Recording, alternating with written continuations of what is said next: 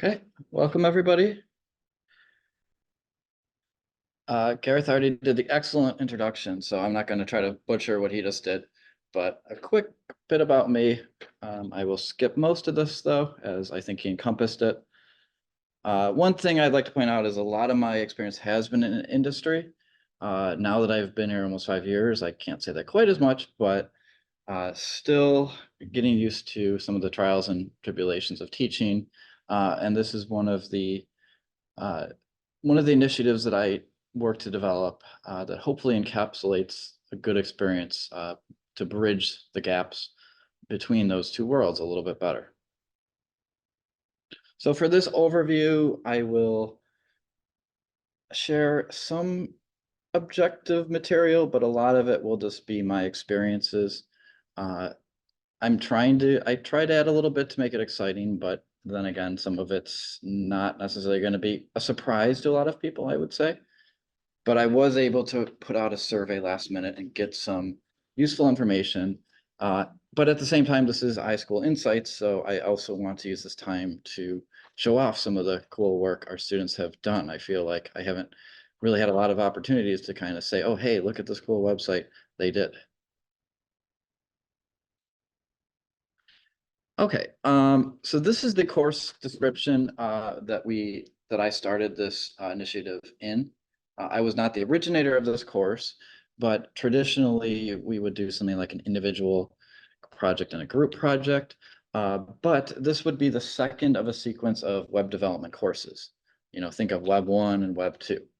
Web 1 was all about building static sites, HTML, CSS, things that didn't really change a lot, but things that would be accessible, things that would run well on mobile devices and desktop devices, tablets. Okay, the second course really brought about making sites dynamic. Okay, specifically, this technology stack we would focus on was Linux, Apache, PHP, and MySQL.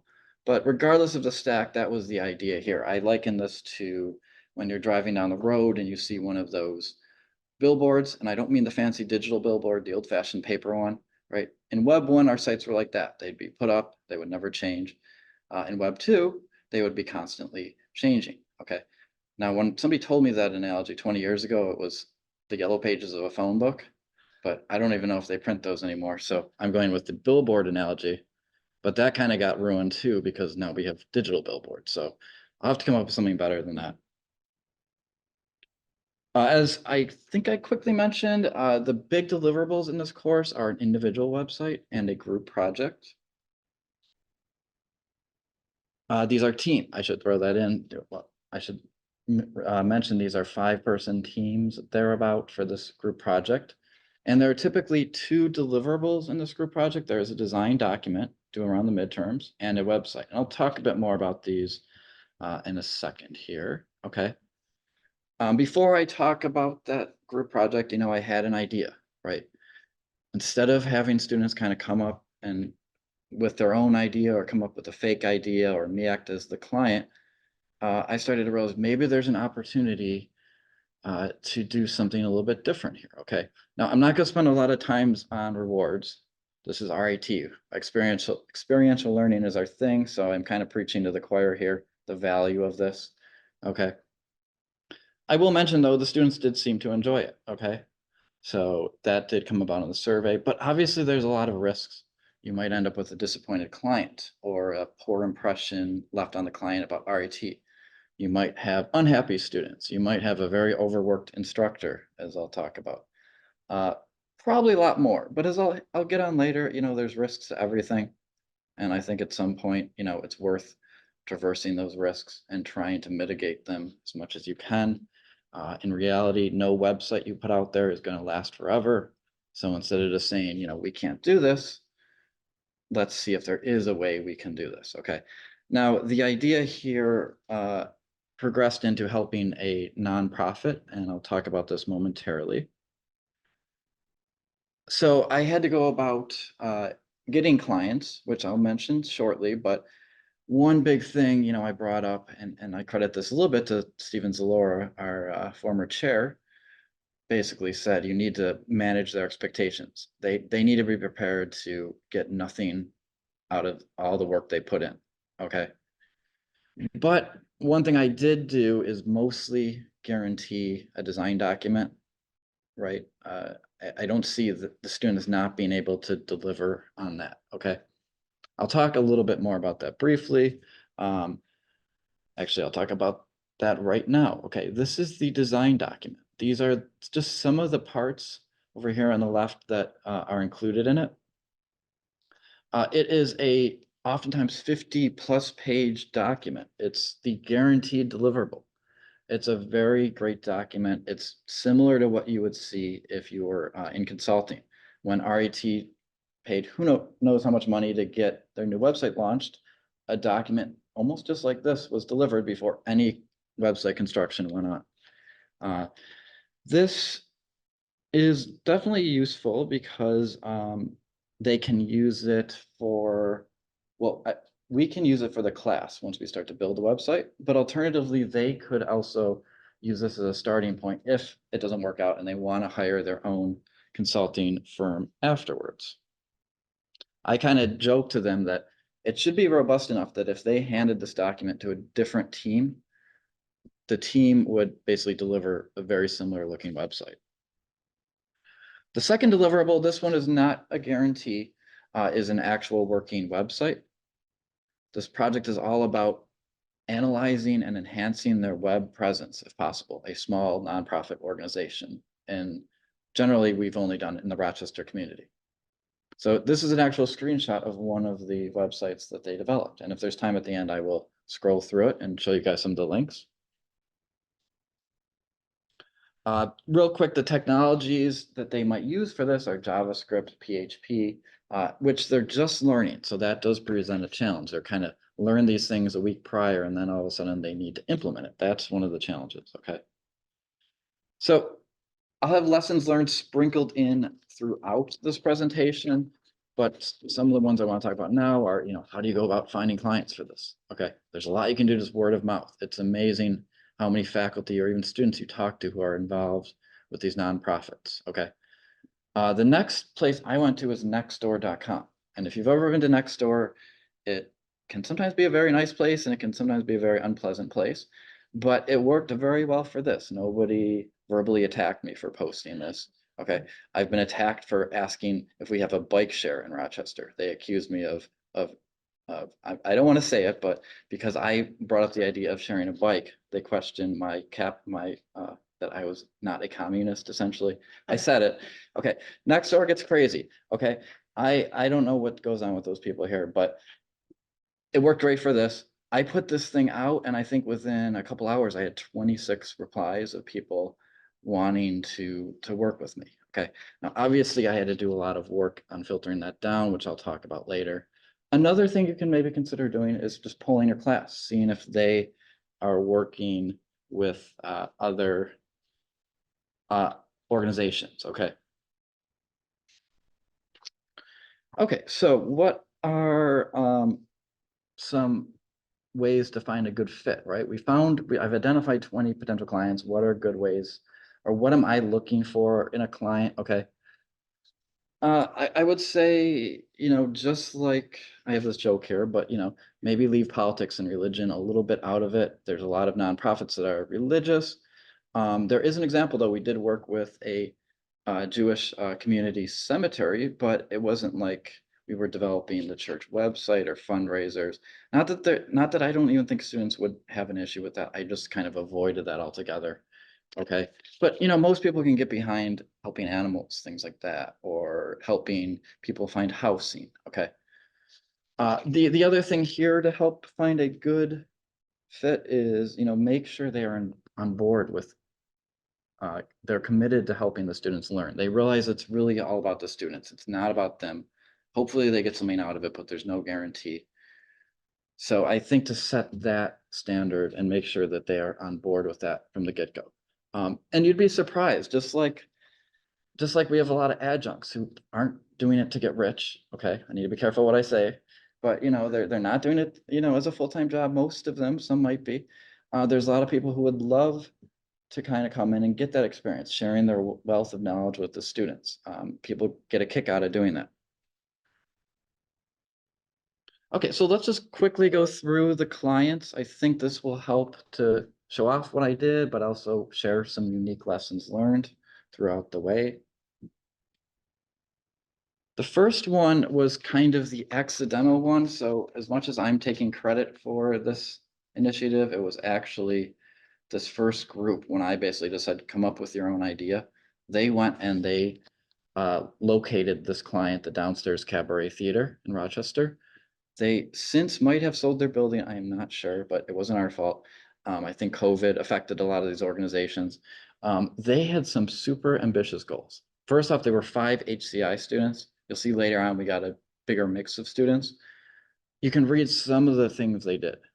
And they delivered on a lot of these initiatives. It was amazing. They unfortunately probably set the bar almost a little too high going forward, because in future semesters, I maybe expected a little bit too much. Okay, and this is, because it was an older project, I don't have the working website, but this was the sort of high fidelity mock-up of the website itself.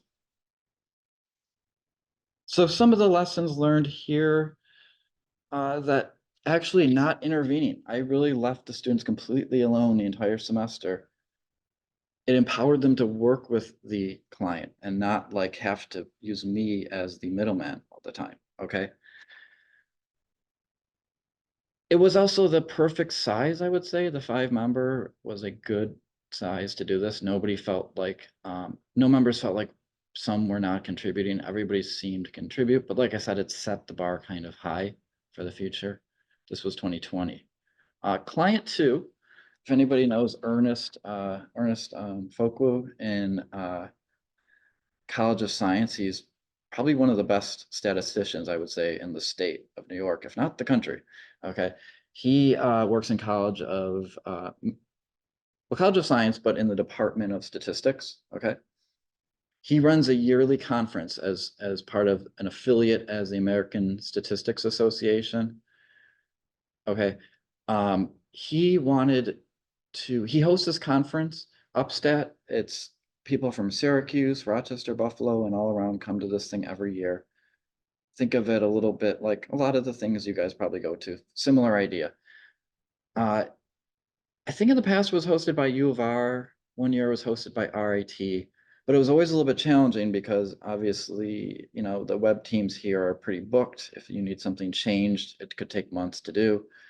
So he wanted his own kind of site where he could set up this conference website. The other nice thing is it wasn't necessarily tied to the branding of RIT or U of R. I mean, yes, that can be a good thing to say U of R or RIT at the top, but he also wanted his own site where he could kind of make this thing have its own identity as well. For this one of the lessons learned, I'd say, is don't try to do everything if you're doing a project like this with students. We were considering building a registration form, but in the end, we're like, okay, let's just keep using Eventbrite. When they click this little link here to register, it brings them to a page with information, but when they actually want to pay, it brings them to Eventbrite or Evently. Okay, there's plenty of cloud-based services you can use.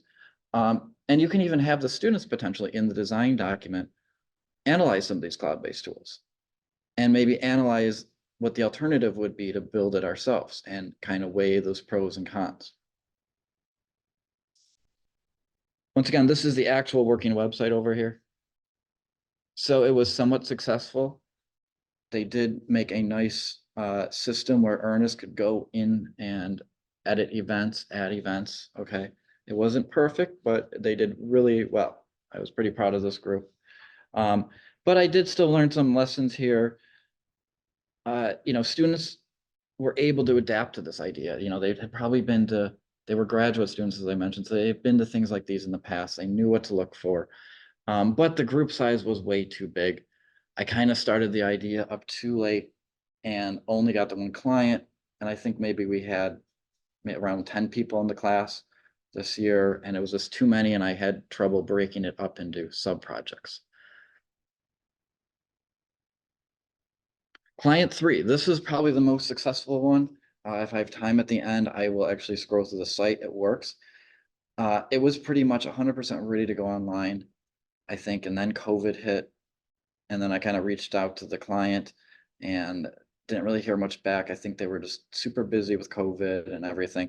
So I wish I could say that this website went online. It was ready. This one was good. This is a organization, Market View Heights. I'll read this really quick. A small nonprofit committed to improving the quality of life through underscoring the need for decent housing that is affordable for low and moderate income people. So this was a pretty good cause. The students in the group loved doing this. They loved that they felt they were helping out people in their community. And as I think I mentioned, the lessons learned here is it was this great size of group. It was 5 members, like downtown Cabaret. We also used a new tool for this one. Okay, we used a content management system. People have probably heard of Drupal if they're at RIT or WordPress, something similar to that. So we didn't have to reinvent the wheel. I have a slide on that here. We use this product called Get Simple CMS. It's an XML-based content management system. It's a lot less of a learning curve than Drupal, let's just say. It's open source. It was pretty easy to learn. And initially, this sort of went against the spirit of the initial class, because the idea of the initial class was we would kind of build some of this from scratch as opposed to just getting a solution and installing it. And this sort of leads to one of my lessons learned in that you can expand maybe what's allowable in your class to help facilitate this. You can see in the little screenshot here, there's a text editor. So you can go and you can edit your pages. You can manage the navigation. It doesn't require a MySQL database, so it's very easy to get online. It allows for the client to be self-sufficient later on. Client 4, okay. This is where things got a little interesting. For 2022, I brought in 2 clients, which might have worked a little bit better had I not chosen to use 2 different pieces of software to help facilitate it, okay? So actually, these were both in 2022. So this very successful one was in 2022. But the challenge I ran into is that in 2022, we also worked with that organization called Britain Road Cemetery. This turned out to be much more of a database project than I realized it was going to be in the beginning. As you can see, this is a screenshot from what they have actually set up here. And we used another tool for this, which I'll show you guys in a second. But this was kind of cool because they had a lot of planning work done by a prior consultant who actually had like a Microsoft Access database that I was able to convert for them into MySQL and then plug in this tool where you could literally set up a view like this in like 2 lines of code. And you could make this very editable. The dilemma here, I think, is this where I was being too hands-on, okay? I set up a lot of the stuff in a couple hours for them, and I wanted them to get experience, and most of them never really quite learned how to use this tool. And some of it's understandable. They didn't know tons about database, but it was a huge struggle to get people to learn the tool as much as I would have liked. Like I said, not all their fault. Part of it was mine, I would say, because that semester we used Get Simple and we used this. So that meant I didn't have time to cover them both in class. So that's my other lesson learned, is if you're going to use a tool, you know, make sure to cover that in class. Have them do a homework on it, things like that.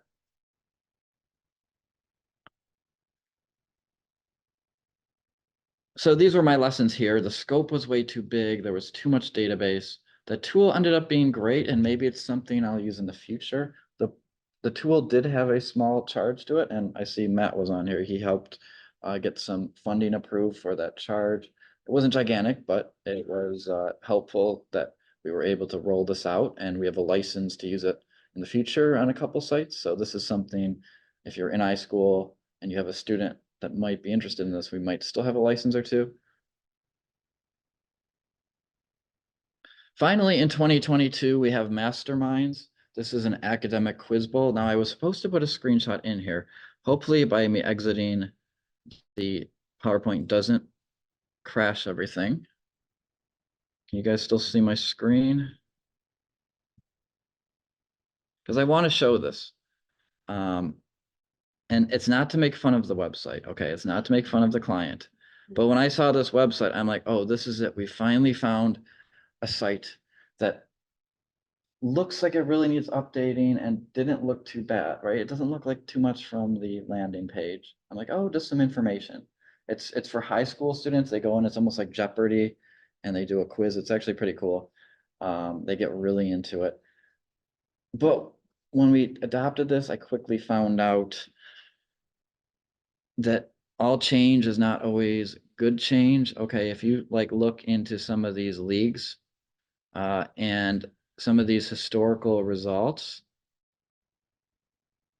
you'll see there is information that goes back even beyond 20. There's some stuff that goes to like 2005. Okay. And this was cool, like that he recorded all this stuff on this website since like 2005. It's like, I don't want to destroy this. So once we started realizing that, we were sort of in a bit of a dilemma. It's like we some of the stuff the students worked on was trying to do like data mining. That's not the correct term. Website scraping to try to fetch this out, because this was all just put in plain HTML, and there were errors all over the place. So there was no easy way to really capture all this. We had 2 software engineering students in it that semester that did a great job getting close to doing that, you know. I worked partly. So we didn't quite get this to where we needed to be, but this client, Scott, was also completely on board with like, I just want the students to learn. I don't care if I get anything or not. So that kind of made this one successful, even though it wasn't quite as successful. But that also did lead to some very valuable lesson learning. And you know, don't judge a book by a cover. You know, if it looks like it's going to be a quick thing to do, it generally it's not going to be.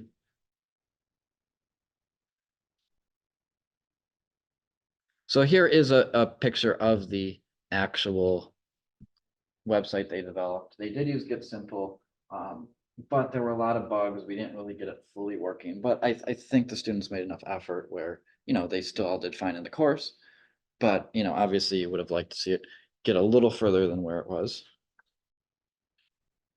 I talked about that, the problem of having 2 clients in one semester. It wasn't so much the 2 different clients, it was more that we were using different tools, and it was just too much to cover in class.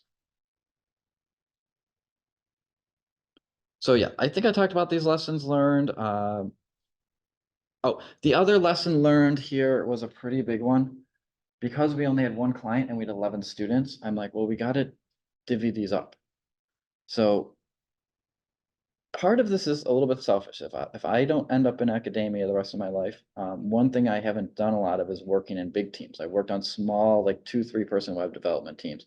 I wanted to get some experience like with bigger teams, how to split things up, front end, back end.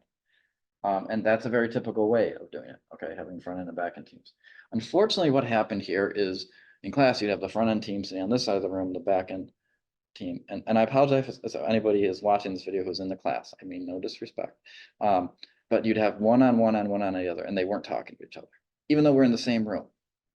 I kind of experimented and thought, like, can we have like dual team members or a project manager that goes back and forth? And honestly, it never really worked too well. Okay.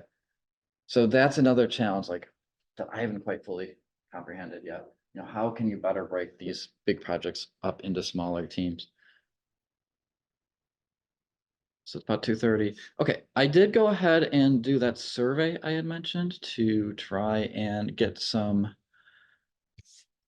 data on what students felt. Now, the dilemma here is that I started this in 2020. A lot of the students had graduated. I've seen them walk across the graduation stage, and they always remember me and they love the class, but I don't know if their emails worked anymore. So we didn't really get a lot of historical data. Most of the data was from the last semester, which was good, but due to a family issue, I missed a week of class. The client was having trouble coming in because it was during the Quiz Bowl tournament. So maybe it wasn't the best semester to get all the ratings from, but the ratings were all still pretty positive. Okay, surprisingly. So question 1 was basically just asking what project they participated in. And as you can see, a lot of the ones were in this. We didn't get many from the upstat or downstairs cabaret. We got 11 altogether. Now, I didn't get to do this yet, but there is an opportunity to use this. Since I know what semester they're in, this might come in handy later, which I'll mention shortly. Question 2, this was that Likert scale. The results just came in Tuesday night, so I didn't, these are just shots from Google Sheets. Probably a bar graph or something would have been better here. Didn't have time for that. But you'll see the purple is strongly agreed, the green is agree. So pretty much everybody strongly agreed that the overall experience with working with the real world client was good. Okay. The second question was, did it enhance your interest in foundations of web technologies? This is kind of borrowed from what we asked the students on their evaluations. I figured somebody must have put a lot of thought into that. So I'm like, oh, that's that same question. And none of the students, selected disagree or strongly disagree. There was one neutral, but for the most part, they all agreed with this, that it did enhance their interest in the topic. My experience will be helpful in the future, whether it be in a future class or at their job. Okay. And once again, we got a few more strongly agrees and a bunch of agrees. We didn't get any neutral or disagree. Okay. So that's kind of telling me that most figured it would be helpful, or maybe they've already found it helpful. I didn't really differentiate the questions because some people might have graduated. Okay, question 5 and 6. This might be a little tricky to read, but I put these side by side. The one on the left is, would you recommend the course to a friend if it was kept the same? We work with a nonprofit client. The one on the right is, would you recommend the class if we got rid of the nonprofit client and I just serve as a fake client for the group? Okay, I'll explain the difference here. This was the big shock. I'm really glad I included this. You'll see this red down here. So 36.4% would disagree, not strongly disagree, but they would not necessarily recommend the class to somebody else if that part was removed. So that was like the big kind of aha moment, that they definitely seemed to like it, right? Most of them would recommend it kept the same, but a lot of them wouldn't. Some of them wouldn't recommend it, I should say, if it was changed. Okay. Now sorry, 7-8. This one, once again, hard to see. I need to reanalyze some of the data, but this is essentially saying, did I provide the right amount of, was I hands-on, was I hands-off enough? Okay. For the most part, this is agree. So people, this is, did the instructor provide, was he hands-on enough with the class and the client? So not super strong, but most of them, for the most part, felt I was okay or neutral. Nobody disagreed I didn't do enough. And likewise with the client, it's pretty similar. They felt the level of involvement was sufficient. The client came enough, the client was helpful enough. Okay, things like that. Now, there's a great analysis I need to do because I know who filled out this form. I know what team they were on. And I know what semesters I was more hands-on and more hands-off. So I think there's an opportunity to kind of say, the semester I was very hands-on, how did they feel? Versus the semester I was very hands-off, how did they feel? Okay, for that I'll need to talk to my friend Ernest, who we did the Upstat site for, to say, well, how do I do this in statistics? Do I have enough data? Is there something I can do to use that? Okay, I haven't done that yet, but there's a good opportunity for that. Okay. Doing okay on time. Actually, I might be a little ahead of time, which isn't bad.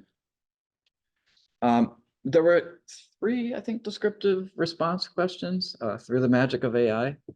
I shortened, a big wall of responses into a couple of bullet points, and I will read these aloud. These are the positive comments that they felt about the class.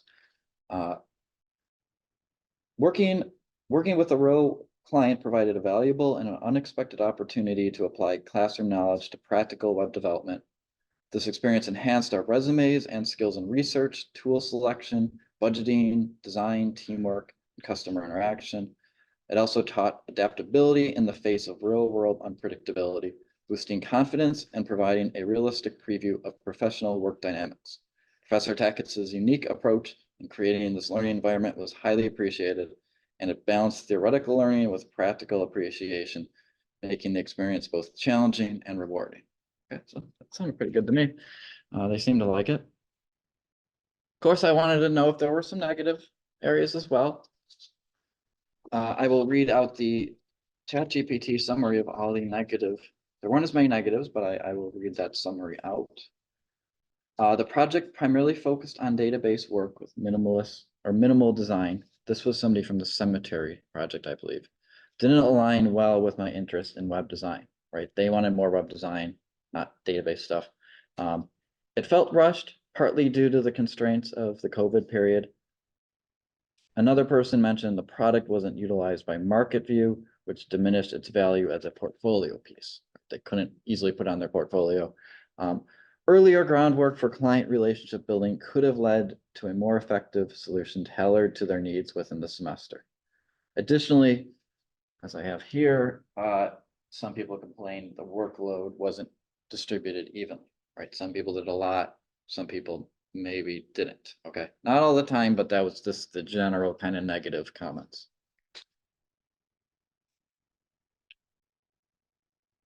Okay, the final question was just, I'm not going to read out the summary here. It's just any other comments you want to make or things that you thought could make the course better.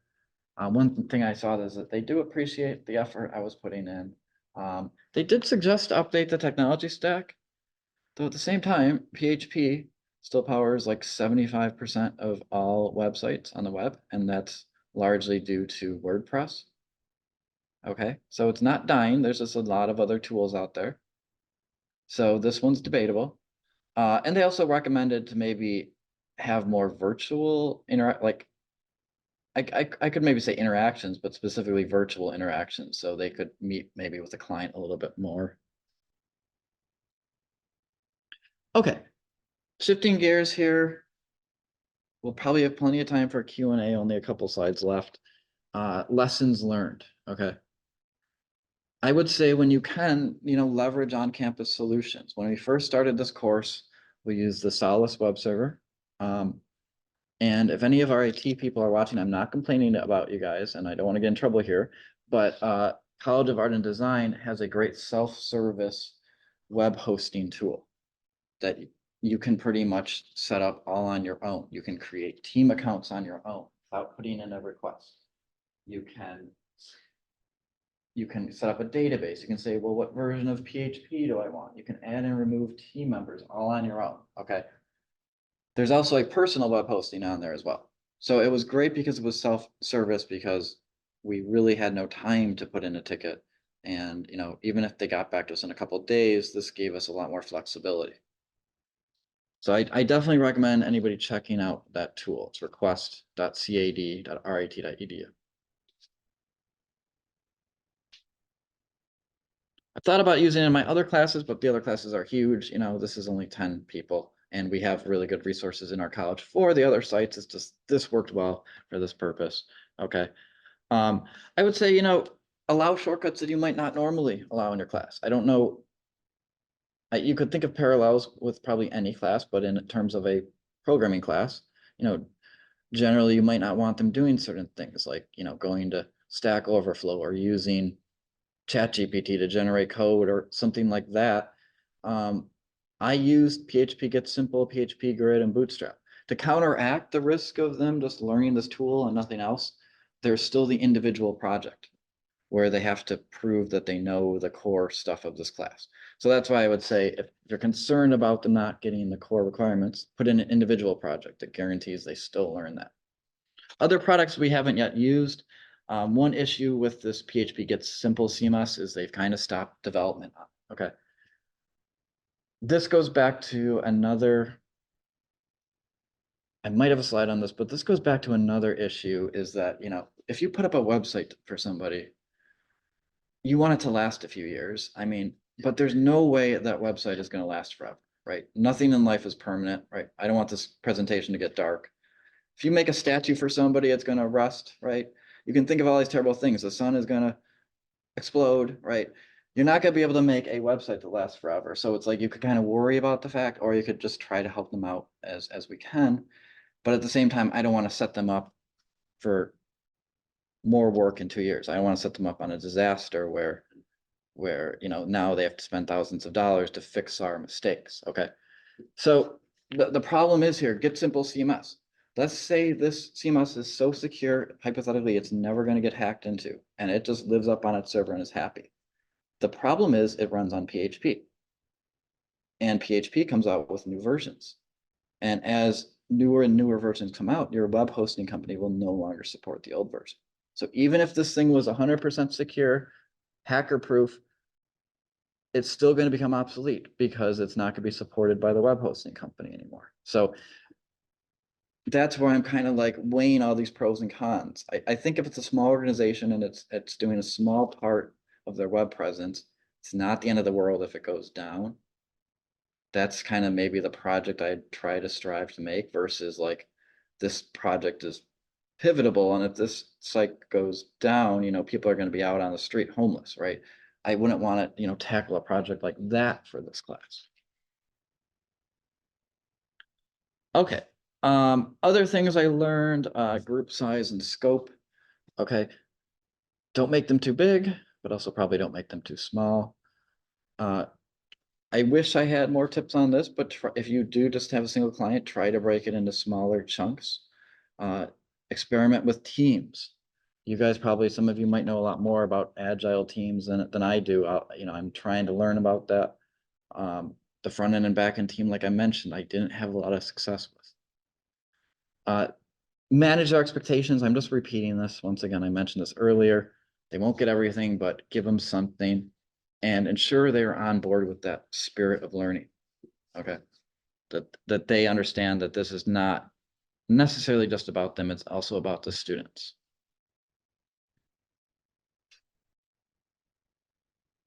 Set your expectations up front. Okay. Have honest expectations. It probably will. If you do something like this in your class, it will probably be a lot more work for you than the alternative. For me, I enjoyed the work, but at points when I look back and reflect, I'm like, oh my God, I was doing a lot of work. But at the time, it didn't really feel that burden, like that much of a burden, but it will be a lot of work. The other challenge is many of the students, you know, might not have worked in industry. There'll be big learning curves, I feel like, regardless. And I feel like no matter what you do, it's going to be hard to get equal participation unless you guys have tips on that. And then have fun with it. You know, at the end of the semester, we always had a nice informal gathering.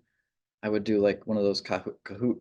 It was another piece of software. I can't remember the name, but a cool little game show where they would win a prize.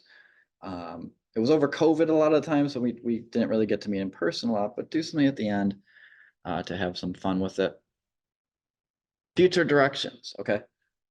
I'm actually currently teaching this class right now. It's like what, week? Technically, it's only week 2 because the first class was Monday and only meets once a week. I was almost ready to just sort of say like, yeah, maybe I should just be the client. You know, there's so much going on. I'm preparing for a new class. Maybe I shouldn't try to get another client. But then I saw those results and I'm like, wow, they actually kind of like this. Maybe I should keep that in there. So I did go ahead, I polled the class, and one thing I'm looking into, as opposed to me going out and getting them, a student was a member of a nonprofit that seemed like a good cause, that they contacted sort of the other people in it, and maybe that's somewhere where we can take this project. The advantage of this is then you have the what do you call it, like the project lead, the project champion sort of is already on the team because they're already part of this organization. They might help relieve the burden on me a little bit to always be the runaround between the two groups.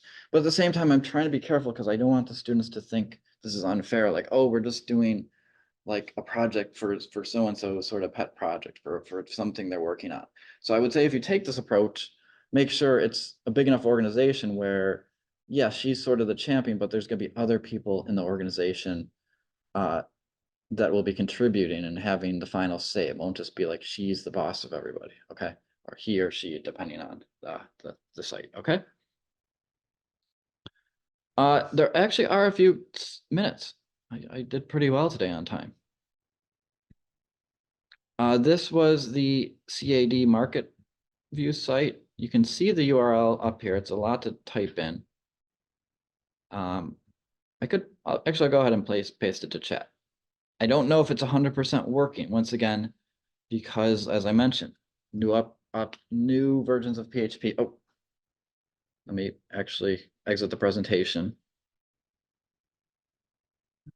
Second here. New versions of PHP often mean that some features will break. Here we go. This is what I was looking for. Yeah, so here is the site.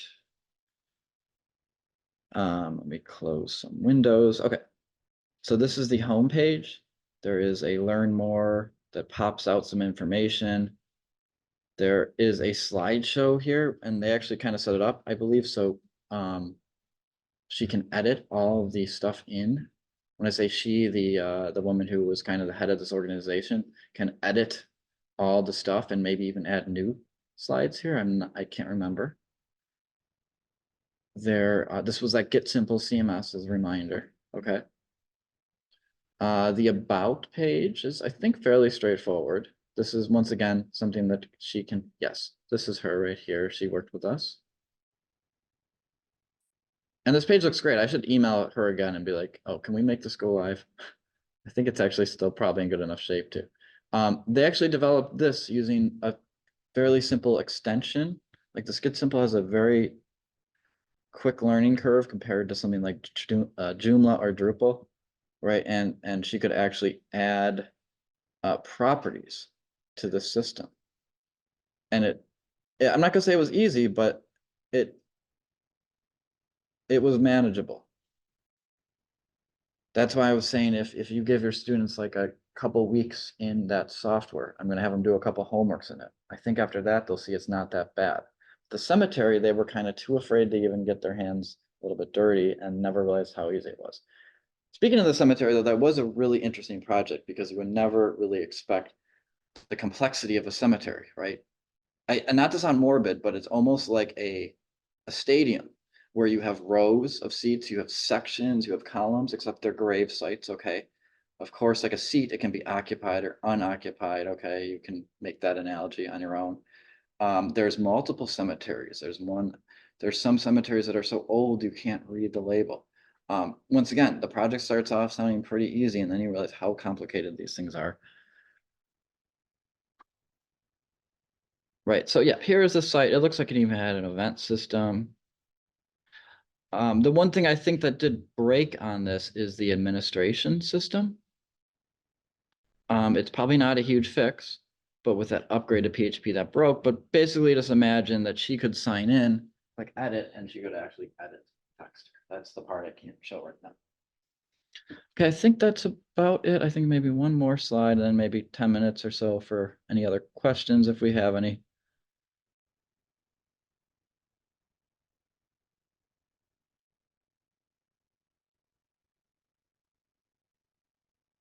Yep, that was the last one. Okay, so thank you everybody for attending. I just want to thank the students, the clients who worked with us, anybody else you see listed there. Okay, thank you for inviting me. We have about 10 minutes left, I'd say. Any questions from the Zoom or in person? Oh, thank you. I've let people on Zoom know that they can keep them on. Okay. Or I can repeat the questions. Is there any from the audience that are here first? Yes, I wanted to say what a great project. Thank you. What a great course. Mhm. And my question is this somewhere in the web page of the IELTS school? Or it has been showcased in somewhere Not in person? Not really, no, yeah. Yes, I agree. Yeah, somewhere to put it out there. Mhm. Yeah, and I think there's some parts, I didn't pull up a design document. I was gonna pull one of those up just to scroll through it so you could see how robust it is, but I think you can take my word for it. Some of the, I don't know about all, but I could make those available to faculty, but some of them, might be able to be published as well if the people want to see them. Yeah, but even you're right, just to highlight. Mhm. Hmm. Yeah, I think it's a cool opportunity because yes, it promotes this class, but it also promotes RIT at the same time and HCI on some of the projects that they can work on. Yes. So you mentioned the teamwork component being a little bit complex to handle. Uh, you know, for example, you said front end versus back end team and communication. So in the software engineering department, they run the senior projects with students coming together, working at, I think, typically teams of 4. It's been several years, but I have been the sponsor for some projects in the past. Hmm. And, you know, they had some interesting techniques, like, for example, how they were running how they were running meetings, but also the students were very much deciding which processes to choose to kind of streamline their, they're working together. But I think also at some point, I'm thinking back, I mean, the sponsors, I think we met every week or every other week with the students, but they also kind of evaluated themselves. They did some kind of self-reflection. And then I think they might have evaluated their peers as well. And then they kind of had a post-mortem. And I'm wondering if that kind of, and I think they were kind of part of creating how they were going to do that, but that might also have been something that they had to do in terms of that was a same for all teams. Okay. I know one semester I did do a peer evaluation because I kind of modeled this after another class where they always do a peer evaluation, but I can't remember now, honestly, if I did that last semester. Talked with each other. I was here for some of the meetings. At first, they kind of had meeting with a representative, like, let's now exit our roles and think about how did it all go, right? And they might have some tips about how to, because they run this, on a large scale, about some very tried out methods that they use. Hmm. It's just, that's where I learned, like, stand-up meetings are quite effective. Right.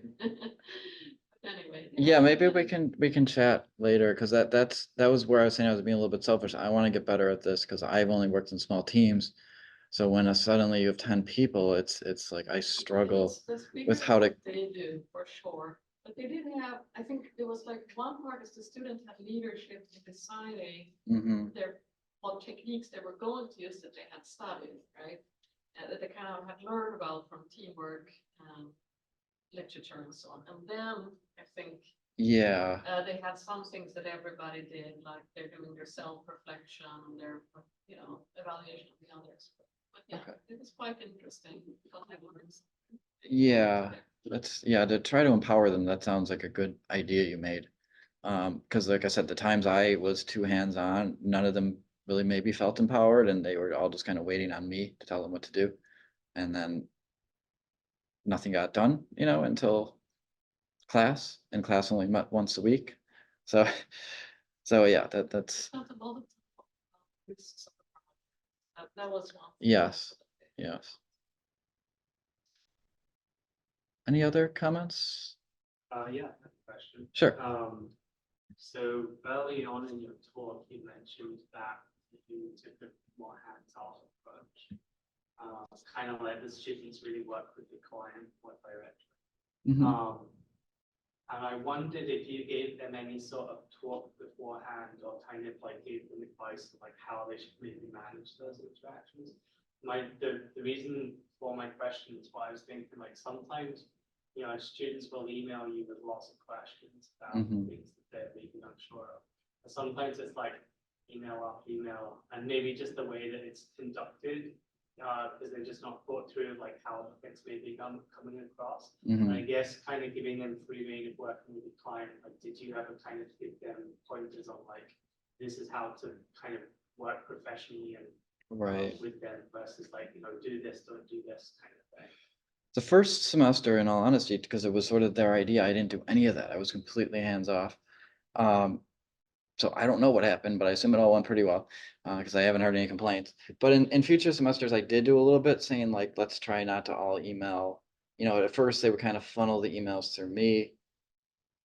when we had a really good project manager on one of the teams, they would maybe email the client directly, but not so much.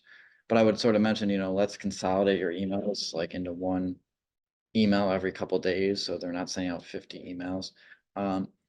So yes, I do kind of warn them, but there's nothing really scientific I'm doing. I kind of just play it by ear, and fortunately, knock on wood, we haven't had a problem, but I should probably be a little more, hearing what you said and what you said, setting up some expectations up front might help with those issues. Next, or this semester, if I do it, the one nice thing is that if we take this path, the student is like a member of this, it's only a 5-person organization, but they're a member of it. So if they email her too many times in a week, she's still probably gonna be the one working maybe between the two parties. So we have that built in already a little bit. I mean, hopefully they'll email me too, but maybe that would help remedy that issue a little bit, having like a student champion of the project. So yeah, to answer your question, it's been a little informal, not very formal, but I think I should probably work to make it a little more formal, because otherwise we're gonna eventually have somebody complain, or the client might get frustrated because they're responding to so many emails. And it might, even if they did nothing wrong, it might end up being a bad experience for them, because they're like, I'm up answering 20 emails and we don't even get a website out of this thing. We get the design document, but no website. Okay. Yeah, you're welcome. Well, I guess if that's, Do you wanna, I don't know if there's anyone online who has a question. Haven't seen any.